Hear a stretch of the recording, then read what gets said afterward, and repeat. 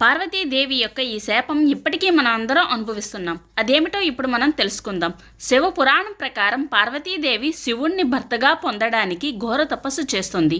ఆ సమయంలో పార్వతీదేవిని సముద్రుడు చూస్తాడు.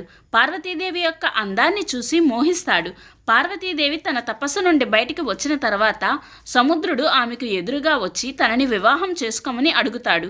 అప్పుడు పార్వతీదేవి, నేను శివుణ్ణి ప్రేమిస్తున్నాను, తననే వివాహం ఆడతానని చెబుతుంది. అప్పుడు సముద్రుడు తాను ఎంతో గొప్పవాడినని, సముద్రంలో ఉండే మంచినీటితో ఎంతో మంది దాహం తీరుస్తానని ఎంతో గర్వంతో తన గురించి తాను చెప్పుకుంటూ ఉంటాడు. శివుని గురించి అతను శ్మశానంలో తిరిగేవాడు, పాములను మెడలో వేసుకుంటాడు అంటూ నోటికి వచ్చినట్లు శివుని గురించి మాట్లాడతాడు.